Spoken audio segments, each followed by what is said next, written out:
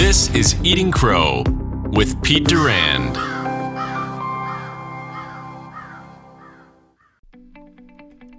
Hey everyone. Today's episode is with Kelly Parthen. She is the co-founder of Beansprouts, which is a hip and healthy family cafe in destinations you would not expect. And there's more to the term hip than you would think, and we bring that out in the discussion. She's highly educated, was a former TV broadcaster, and frankly, one of the most intelligent business people I've talked to in a long time. The pivots her organization had to make, particularly during COVID, are remarkable, and they have done some things early on in their career through the learning process to set themselves up for success. And I think the biggest takeaway for any leader or entrepreneur is how Kelly and her coworkers and co-founders have built just an incredible culture. How they name their employees, the inspiration to train people in a proper way. And she used this concept of weeding in versus weeding out that I took away as just a great thought process for developing talent. So enjoy the episode, and please contact Kelly in the information in the comments or in the show notes if you'd like more background on how she's built a fantastic company.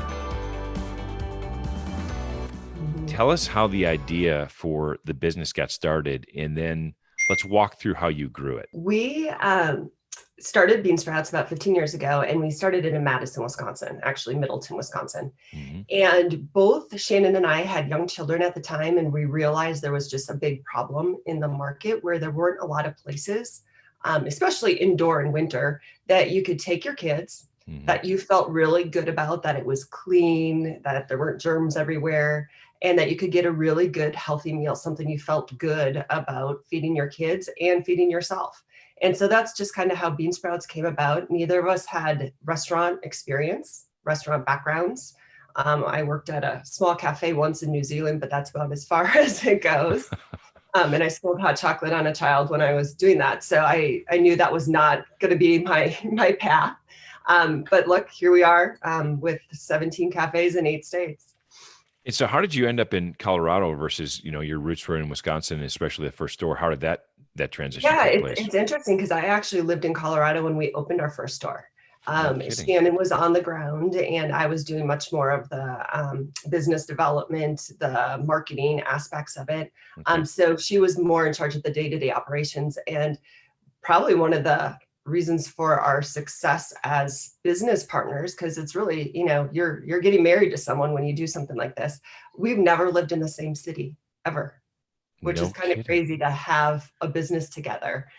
So it's just a joy when we get to get together, which we do, quite often. And yeah.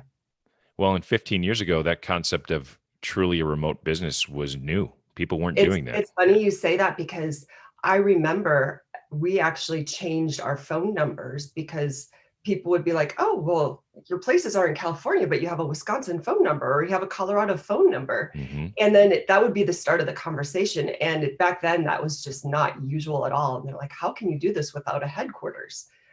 Which now, obviously, the world has changed quite a bit. Sure. And I think a lot more people are going to, start doing this and cut the cost of overhead. So are you still virtual? Do you have a physical anchored headquarters anywhere? We have our training headquarters, and that's the one that's behind me. Okay. So that's in Orange County, or Orange, California. But our COO is in Arizona, our CFO is in Florida, I'm in Colorado, and Shannon's in Wisconsin. That is an incredibly distributed leadership team.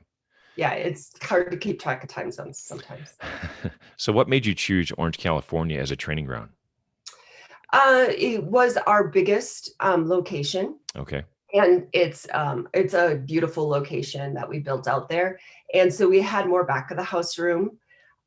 So when we hire new bean leaders, that's usually where, now we have one in Raleigh as well, but we fly them out there, and then they work in the cafe for two weeks. And it's also kind of located, we have one in San Diego, another one in Orange County, one in LA, and one in Pasadena. Mm-hmm. So by coming to that Southern California region, you're able to see quite a few different operations. How are you managing attracting and retaining talent around each store? Culture. It's okay. One of the things that Shannon and I mean, our backgrounds, like I said, weren't restaurant, which is good and bad. there were a lot of things we had to learn, which were hard. Right. But the one thing that we did have, and her background, as you know, I worked in TV and broadcast, as did she. She also worked at American Girl. And for people out there that have daughters, American Girl is amazing at building a brand and telling a story. So it's not just they're selling dolls. There's a story that, goes along with everything that they do, which is why the dolls can be more expensive. So anyway, that we brought kind of that piece of it, like this is a story that we're telling. Sure. And it's interesting because the restaurant business is very hard. A lot of people aren't treated very well when they work in the restaurant business. So by treating people really well, our model, which we'll get into later, is in family destinations that, have a closing time of like 5, 6 o'clock. Sure. So we're attracting people that care about healthy food, care about kids, and they have not bad restaurant hours considering, some of the places that are open till midnight and smoky or sure trappy or, bars, all that kind of stuff. So we're able to offer a really nice work environment. So I think that is part of it. And then once they're in, they drink the Kool-Aid. The first day on the job, and you did introduce me this, but my name's P Brain, and my business partner is Picasso. Okay. And so right when we bring people on in their orientation, they get to pick their fruit or veggie name. And so right from there, like the first day they walk in the store, people are like, oh, why do you call yourself Bean Jovi or whatever, their name is, Lady Guava. Bean Jovi. Oh, those are fantastic. I know. Oh, they're fan. Oh, our COO is the Podfather. Oh my. See, and so this answers a question because I noticed that you followed Chick-fil-A. And I wondered why you did that. And I'm starting to understand the fact that they have created such a different culture and customer-focused environment. That's what, there you go. Answers my question. And Starbucks was a big thing, obviously, when we started too. I mean, we got into, all of their materials, read all their books, and What's the most frequent demographic in one of your stores? Today, it kind of depends what one we're in. So we're in family destinations. And when I say family destinations, that's everything from a children's museum, which skews a little bit younger, so 10 and under with their parents or grandparents or nanny or whoever it might be. We're in science centers. That skews a little bit older. So I would say, more of the, 15 and under. And then we're in zoos, which runs the gamut. Some amusement parks, and runs the gamut. Sure. People that are going to those that don't even have children. And then we have one here in Colorado Springs at the Garden of the Gods Visitor Center. Sure. And so that one definitely is, all ages. But for the most part, it's, kids that are, parents and kids that are 12 and under. Well, and if parents and kids are in museums, educational centers, cultural centers, they're curious people, they're thoughtful, and that's obviously going to, I think, play well into your demographic and what you're attracting. And what's so interesting is that so many of those places, even still today, they have such a great educational programming aspect. And then on the way out, it's like, and here's your nachos with fake cheese or a hot dog. And so it's just a mismatch of mission. And so that's one of the problems that we're solving there. But we didn't start in family destinations. We started as a storefront. And that was, one of the things that we had to pivot early on. So you recognize there would be a solid partner or environment you would have more success in launching a storefront. How did you think about reaching out to those organizations? It's so interesting because they came to us. No kidding. And so when we opened, and it was great. It was, it's called an inline store. So we had a Starbucks on the corner. We had a Take and Bake Pizza right next to us, and we were by a grocery store. And it was very nice. It was well received. It was a cutie patootie little, it was really fun to design. But once a couple museums, Milwaukee, Madison, even Chicago, got wind, and they'd be like, hey, would you ever open a pop-up? Can you cater birthday parties? Can you do this? And it was like this big aha moment of like, well, we built this here, and we can continue to pay marketing dollars and advertising and trying to get people in, or we could build it where our target market is already coming. And so that's when we decided, okay, there's an opportunity. And so it was really hard because we did shut that store down, and, that's your first baby, oh, we're going to close this. We spent so much money. So it was a really hard decision. And I remember there was a day, it was like the harshest winter in Wisconsin. I think there were 7 snow days that winter. Wow. So, schools shut down, no one's on the roads. And by the way, a snow day in Wisconsin's a big deal, folks. Yeah, right. Exactly. You shut schools down in Wisconsin, it's a heavy snow day. Exactly. And so I remember there was one day, and it's kind of funny because it was winter. We sold one smoothie the whole day. One smoothie. I know it's snow day. You'd think it'd be some coffee, but one smoothie. And that was our kind of, we always mention that. We're like, yep, it's a smoothie day. Whenever we get a sign that something, like this is way too hard, we need to go a different direction. We're like, yep, yeah, that sucked. It was a smoothie day. Yeah. Well, there's our first Eating Crow moment here in the podcast, and it came out organically, which I love, right? Which is for a young business owner or an entrepreneur listening to this, you have to be able to willing to make those tough decisions and recognize those pivots. And it's hard, right? That is your baby. Yes. But you're not, so Kelly, hats off to you and your partner. These are not normal business people. If you recognize that opportunity. Yeah. And the business model that we're in now, it's fantastic because what we do is a revenue share with our family destination. So it's not a rent. Sure. Which I have to tell you, when you hear, right now, 100,000 restaurants, independent restaurants probably have closed through the coronavirus. A lot of those are because they had rent to pay. Sure. So right now we only have four of our places open right now, but we're not having to pay rent at the places we're closed because we have such a good relationship with the partner and they understand. So that's brilliant. Well, and hopefully as the market starts to recover next year, that your stores start to open more frequently. What's your thought process? Is it pause in 2021, double down and grow? What are you thinking? Grow. It's very interesting because during this time, we were planting probably 4 to 5 new places a year. And right now, all of these family destinations, most of them had a pause or they're at lower capacity. And their leadership, back to what I was saying about the great education, their mission, and then the mismatch with the food, I think during this time, their leadership is re-envisioning what their family destination will look like. And hey, do we want better food? Do we want better exhibits? Do we want better this or that? So during this time, actually, even though we have some closed, we're having so many people reach out and in different verticals. So we're right now in the family destination, but we've had some bigger companies that serve K through 12 school lunches. We've had some companies that are in children's hospitals come talk to us about doing some partnering. And so I see this as a time to, not just sit back and let it, the wave run. I mean, and when I say that, heartfelt to all of our people that aren't able to work right now, because there are quite a few. We've done the best that we can to keep our leadership on, paying health benefits. Health is one of our core values, health benefits for our leaders that aren't working right now. But it's been a really difficult time to kind of, see that balance between physical health, financial health. But from a growth perspective, there's a lot of opportunity also during this time. And we're really keen in on that for this upcoming year. Kelly, one of the things that I noticed in your background is the Female Founder Collective. What's the mission and what's the value prop from the Female Founder Collective? Yeah, you bet. So it's interesting because we didn't realize there were all these resources out there when we started. And it was through winning an award, a top 100 award, and then doing a top 100, it was Fast Casual Mover and Shaker Award. Okay. And alongside like huge, like Chipotle's and Starbucks and the itsy bitsy Beansprouts was in there.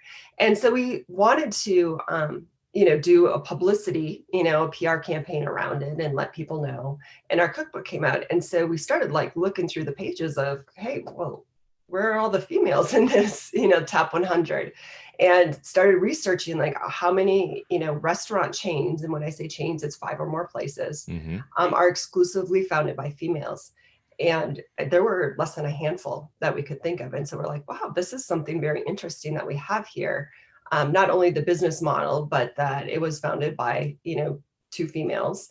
And so that's when we started like, okay, well, who are some of the resources that are out there? And so the 2 big ones I came up, Female Founders Collective is brand new. Okay.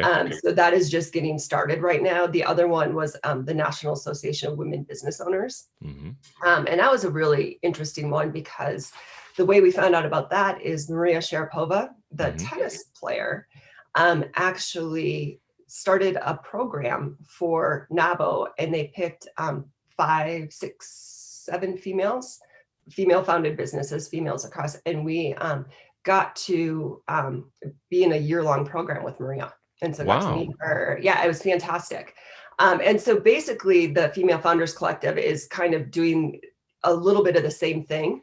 But they're pretty brand new. So it's kind of great that we get to, have some influence in the direction that they take. When you look at the fact that the number of female founded businesses, particularly in your industry, was so small, what do you think was the roadblock there? It's very interesting. I think it is a lot of access to capital. Okay. I mean, really, I think it's two things. It's access to capital, and it's also that risk.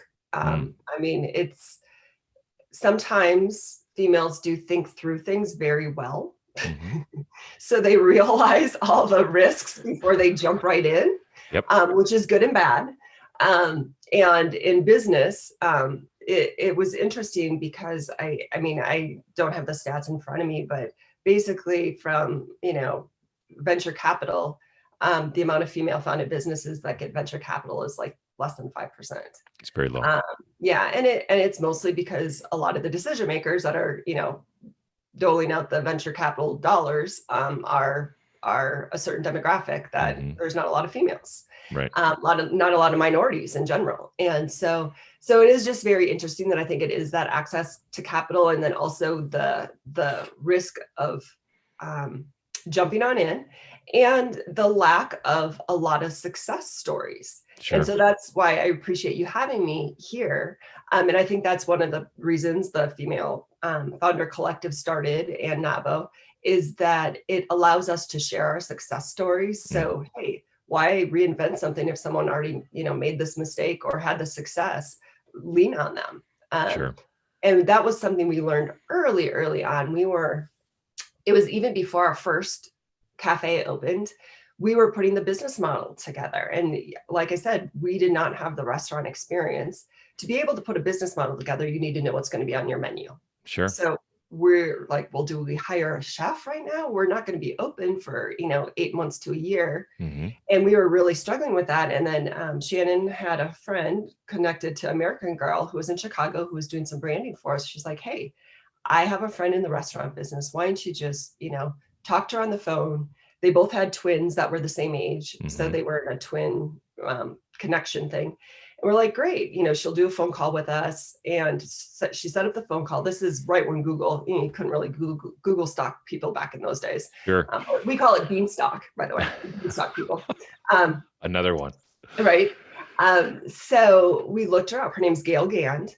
And as we were looking her up, and this is prior to our phone call, Oprah Winfrey's favorite pastry chef, has a show on the Food Network, had a bunch of restaurants in Chicago, had a cookbook. We're just like, whoa, who are we talking to? And so we get on the phone with her, and bless her. I mean, she's like, yep, I'm helping you. I'm doing the menu for you. I'm going to help you do the menu. And we're like, we can't pay you what you're worth. She's like, no, someone needs to be doing this. I'm going to help you. So she helped us do our first menu on our first cookbook. She's the quote on it, but it was early on of like, oh, wait, you can ask for help.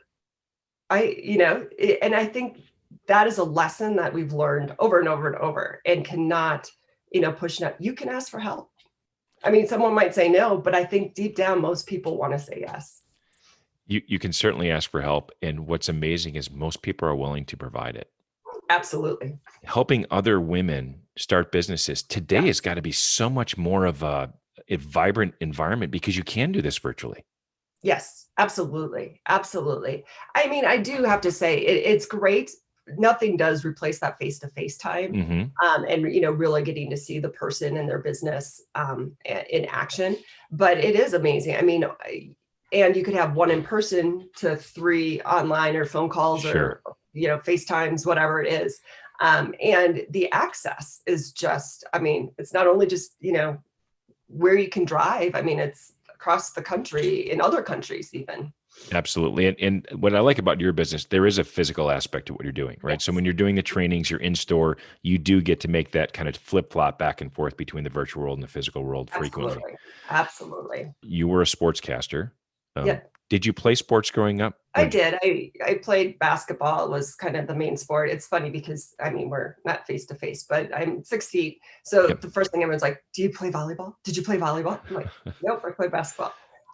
So I did. But I didn't pursue it in college. I went to University of Wisconsin-Platteville, and right away, which was actually pretty awesome, is because it was a smaller college, I got to have my own sports show my freshman year. And so got to interview all the coaches and the coaches, Bo Ryan and beyond. A lot of his players are now coaches. So it's just been kind of interesting to see that whole thing grow. And also I was in Green Bay, Wisconsin, so knew, Tony Bennett was at a competing high school, and so knew his father. So when I went back to sports broadcasting, not only did I cover the Packers, but UWGB basketball. And so that was kind of a small little network. And now it's fun to watch, Tony, do the first place upset by a 16 seed and then come back and win it the next year. So. And win it all. So when you think about your master's in journalism and communications and your experience in the broadcast industry, how has that helped you? And this is a big part of our audience. How has it helped you work with bankers, raise capital, expand your business? Because what you're doing is presenting 90% of the time. How are those skills benefited you? It's huge. And so Shannon also has a background in broadcast. I'm not sure if I mentioned that. As well. And it's so interesting to me. I mean, the first restaurant that we opened, we picked our opening date, and everyone's like, well, you're not going to open on that date. Like, restaurants never open on that. It's like building a house, right? You're never done on time and on budget. Sure. But we're like, well, yeah, we will be, because growing up in this broadcast world, there's 5, 6, 10 o'clock news. You can't get your package or your thing done at midnight because you just missed the 10 o'clock news. Right. And so that is very interesting to us, just as far as like, we're very punctual, on time. When we have a deadline, it's respected, in not only between ourselves, but our whole team. And then also there was the aspect of, kind of putting yourself out there. I mean, broadcasting is, you're in front of a camera, you're in front of a crowd, you're in front of people. And so you do get a lot of that experience of having to present your ideas or, make a persuasive argument of whatever it might be. So that was, so it was a very good background. I mean, it wasn't an MBA, but there were a lot of aspects to it that really helped with what we're doing today. Did you experience any of the challenges that you believe some other female founders experienced during your growth period? That's a great question. Probably, yes. But again, I came from sports broadcasting where I was the only female in the office. And so it's one of those things where, yes, and what are we going to do about it? Sure. It's not, oh, this is horrible. And you sit there, it's like, okay, well, that one didn't work. What's the next one? So I'm sure we, when we were raising investor capital, absolutely, I'm sure we were turned down, just, for reasons of, oh, well, here's 2 females that are trying to start a restaurant and they're not even in the restaurant business. Right. And I get that. And that would have been the same whether we were male or female or whatever. Right. But I'm sure we have, but I think at the same time, we've really leaned into like the success part of it. And what can we do to, if there's a problem, how are we going to solve it? Not focus on the problem. It's a great lesson, I think, for anybody listening to this, whether they're, a female or not. When you think about the challenges you're facing, you can absorb those challenges one of 2 ways. You can feel like a victim, or you can plow through it and then try to help change the situation so other people don't face the same challenges. Yes. So that's wonderful. I'm wondering about, as you started the business and you're raising children at the same time. So yes. I don't care, any parent raising kids and running a business at the same time is incredibly challenging. Are there moments where you thought to yourself, we're crazy? Oh, we still do. Yes. And yes. Are your kids playing sports? Yes. Yeah. Yep. That's another challenge in and of itself, is to try to be there for all those events. Yes. Yeah, it's interesting because I feel like the fact that we picked a child-focused business, Mm-hmm. it's kind of like bring your kid to work day every day type of Mm-hmm. thing. So I mean, there was one trip that I took out to Southern California, brought my daughter and her friend along because all we did was go to aquariums and museums and children's museums and science centers. And how fantastic is that, that Right. they're getting to have all this experience. They got to be our taste testers. They're nice child labor. They're in all of our photographs when they're nice and young and cute. Now that they're sweaty teenagers, they're not as photographed in our stuff. But it was just, they've always been part of it. Right. And I think them seeing not only the best times of it, but Mm-hmm. also what we're going through right now, or having to, furlough over 100 people. They've seen how that has affected me. And so they see that, wow, this is not always easy. Right. But sometimes it's great. And so for kids to see that, I think that's huge. I think that's huge. Yeah, there's no better benefit to your children recognizing that it's not all rosy Yes. and that there are difficult decisions and challenges. By the way, they might be on the other end of a furlough or a layoff at some point in their career. Absolutely. And if they see how you've considered that process and recognize that, it'll help them deal with that and the people around them. Mm-hmm. There's a couple things you've tapped into throughout the whole podcast about your brand, right? Mm-hmm. How you name your associates, the market you're going after. Describe that if you were to give an entrepreneur a tip about building a brand, what would be the top 3 things you would suggest to them? Well, I think so. For us, we had our mission and we had our core values right from the beginning, and it's HIP, HIPP. Yep. And it's health, innovation, positivity, and playfulness. And we have stayed true to those core values in every decision that we make. And they're not just, the 4 words that are up on the wall or in our website or whatever it is. We literally, when we were making a decision, like what we had to do with our Bean team, if we're going to open a place, if we're going to even take, an investor or money from a place, is this person hip? Are they hip enough? I mean, we kind of joke that sometimes, some people need a hip replacement, but it's not because of their physical body.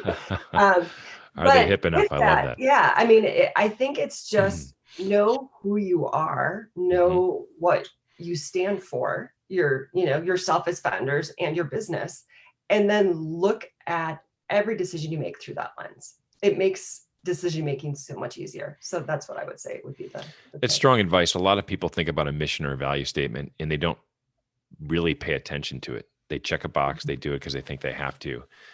It's interesting.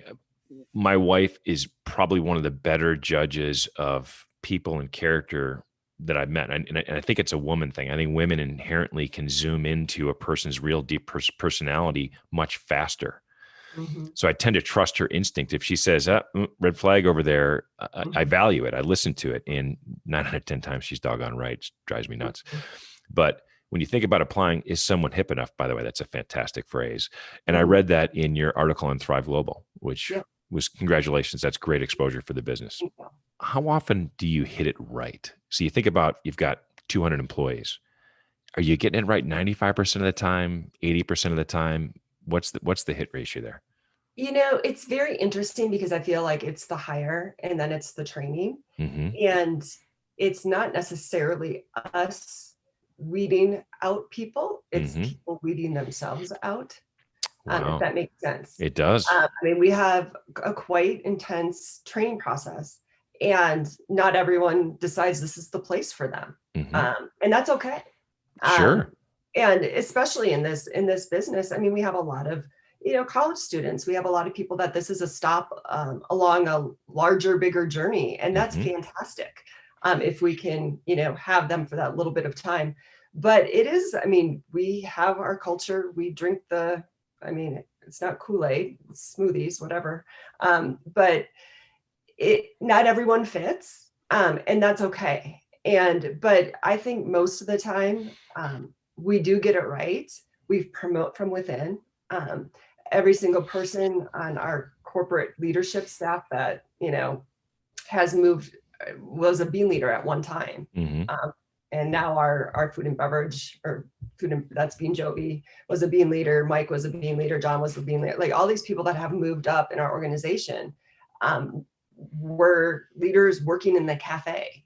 And so I think that's a big piece of it for other people to see that there is growth potential at our place. We've had people move across the country. I remember the first time someone moved from the Bay Area to LA and we were paying relocation costs. I'm like, someone's actually going to move their life for Beansprouts? Like, wow. It was like this big, like, wait a second, are we sure we're okay? Like letting them do that? And it was, and we've had a lot of people move to other places in the country to open new Beansprouts. And I think giving those type of opportunities is fantastic. Our COO, I cannot say enough about him. His name's Joe, the Podfather. He actually worked at Cinnabon when there were only like 6 or 7 Cinnabons. Okay. And he helped grow them to when they ended up selling many years later. And then he went and worked in the food service, hospitality management. Okay. So he was HMS host. Oh, sure. And so he worked at malls, airports, with different brands. And he has put this wonderful just process together of making sure that our core values are incorporated into everything we do. And I think that just really helps when, someone is joining onto our team to just know what the opportunities are. And just for an example, he finds ways to promote people without having a job title. So for example, if you're really good, you become part of our training team. Sure. So part of our training team flies out to a new Beansprouts and helps open it. And we've had people in the restaurant industry, one in particular that I can think of, she had never been on a plane before. Oh my word. And she got to come out to Colorado Springs and help open the Colorado Springs one. And it's just like, wow, there's opportunities like this, even though I work in a cafe. And it's like, don't say even though. You work in a cafe, you represent Beansprouts. And we really put a lot of, trust and faith in our people that are on the front lines because they're the ones that are interacting with the customer day in, day out. So that was a 10-minute masterclass on how to build a culture and train people. That was amazing. Yeah. A couple things to pull out of there that were really good. First of all, Bean Jovi is now my new favorite name of all time. It is. It's pretty good. But I remember even back with Starbucks, there were the ones that, what's your name? Writing your name on the cup and calling, like that didn't cost anything to call someone's name. Brilliant. But it was absolutely brilliant. What's interesting about us is that our places aren't all in the same city. So you can't, go to one and train there. And so it's how do you replicate this, when your stores are hundreds of, thousands of miles away from each other. And that's what he brought to the table. He knew how to put a process in place. Shannon and I are idea people, which is good and bad. Sure. For both of us to be idea people. He is so focused on operations, and we needed that at that point. So he did put the training piece together. We Beansproutized it, if that makes sense. It does. Yeah. So yeah. That's an important thing for other leaders and entrepreneurs to recognize is when to scale, bring on that resource, which is scary, right? You're only 3 or 4 stores. That's a heavy hitter you brought in. It is. It is. Was that part of an investment raise that allowed you to scale a little bit ahead of the curve there, or were you generating enough cash to do that? Both. Okay. It was both. But yeah, it was. We knew we needed it. We have a small board. And our board knew we needed it, and we hired, the person for 20 stores, not for 4 stores.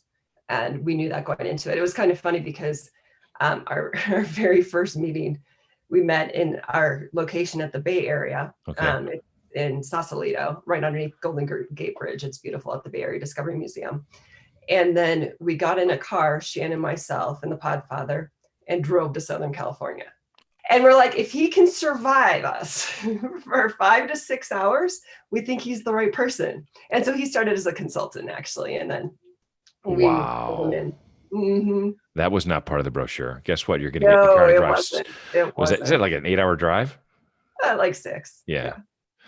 Kelly, this has been highly informative. I really enjoy meeting someone who's articulate, but also is bringing a lot of value and content to the podcast. You've certainly done that. Thank you. What's the next 3 years look like for Beansprouts? What's your vision? Is it global domination, or how do you see it? How do you see it happening? Yeah, I don't think it's global domination. I think it's continuing to find the problems that we can solve, where our food, our people, our culture, our brand makes sense. I've seen companies that grow too fast, and when that happens, that's not great. So we want to continue to grow, continue to give opportunities to our people. I'm sure we do have a couple partners in places that are too big for us to do ourselves, like a big zoo, for example. Sure. We're not going to do all the stations and all the food. We're just the Beansprouts. So I can see us growing. We have some contracts signed that I'm not able to share, some new places that are fantastic that we've done with partners. So bigger food service players. So I see us both growing organically with our company-owned stores, but a lot more of those type of licensing deals that we're going to be able to get into some bigger places, different verticals like we were talking about. So that's all really exciting. Well, Kelly, it's been a pleasure. I really enjoyed the conversation and wish you the best of luck, especially seeing someone, a fellow Wisconsinite, do so well. Yes. Well, thank you so much. Thanks for checking out Eating Crow. Like and subscribe so you never miss a video.